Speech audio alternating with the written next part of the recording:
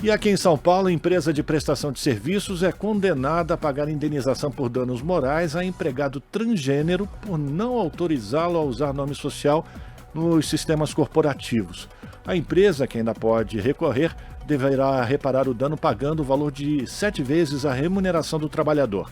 Para a presidenta da Associação LGBTQIA+, ouvida na reportagem, a indenização é uma forma de sinalizar que o preconceito deve ser combatido. Confira mais detalhes na reportagem de Larissa Borer.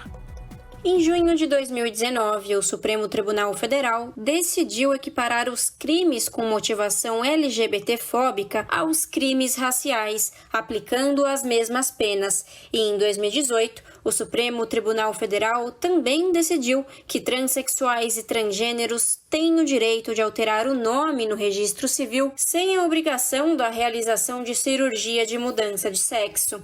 Embora sejam duas decisões consideradas conquistas importantes para a comunidade LGBTQIA+, na prática, casos de discriminação ainda acontecem. Um homem trans entrou na justiça para denunciar a empresa em que trabalhava. De acordo com um funcionário, ao realizar atendimentos, ele era obrigado a usar a denominação do registro civil, ou seja, como foi registrado quando nasceu.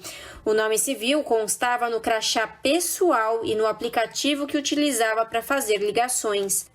A situação gerava constrangimento e o funcionário chegou a tampar a identificação feminina que aparecia nos equipamentos. Simi Lahá, presidenta da Associação Brasileira de Lésbicas, Gays, Bissexuais, Travestis, Transsexuais e Intersexos, aponta que é comum as empresas darem maior visibilidade ao tema diversidade de gênero no mês de junho.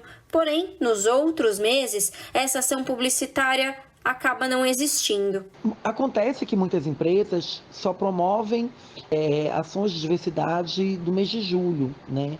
Algumas poucas, elas fazem isso o ano inteiro. Aí vamos pensar, há um investimento. Não basta também só eu investir para ajudar que a sociedade mude, se dentro do meu espaço, do meu ambiente de trabalho, eu não promovo as ações necessárias para que isso mude. O ambiente de trabalho, ele é estimulador de uma mudança de paradigma na sociedade como um todo, porque as pessoas que estão ali, elas saem e voltam para suas casas.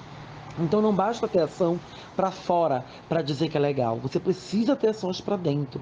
A assistente administrativa Violeta Soares conta que não há uma maneira específica de lidar com a transfobia e que já passou por casos parecidos em uma empresa que trabalhou. É difícil compreender que exista o preconceito até que você passe por ele, né? A gente sabe que ele existe de fato, mas aceitar isso é até difícil na virada de chave, quando você passa pelo preconceito, quando você sofre esse preconceito. Não tem como lidar ou como lidar especificamente, é uma coisa de atitude espontânea. Hoje a gente tem, né, hoje nós temos diversos tipos de informação que caracteriza o preconceito, que ele já não é mais tão velado quanto antes, né, mas esse preconceito, ele quase sempre é de uma forma de costumeira, em que as pessoas, elas acham que tá dentro do consenso, assim. Existiu um tempo, em uma determinada empresa, que eu tive uma conversa, né, com duas chefes minhas. Uma delas especificamente veio falar sobre a minha questão de desempenho, que o meu desempenho era ótimo. Por alguns pontos eu fui classificada, meio que dizendo assim, né, do total esperado. E um desses pontos era o modo de me vestir. Na verdade, eu fui orientada que quando eu fosse participar de entrevistas, que eu não pintasse as unhas ou que eu não usasse brincos que fossem maiores do que o classificados normais, assim, para um registro de figura normativa masculina. A empresa de prestação de serviços, que ainda pode recorrer, foi condenada pela 11ª Vara do Trabalho de São Paulo a reparar o dano por meio de pagamento de 7 vezes o valor de remuneração do funcionário, totalizando R$ 8.680. Para a presidenta da ABGLT, Simi Lahá, a indenização não repara o problema, porém, é uma forma de sinalizar que o preconceito deve ser combatido. A indenização é necessária. Ela resolve, ela não resolve.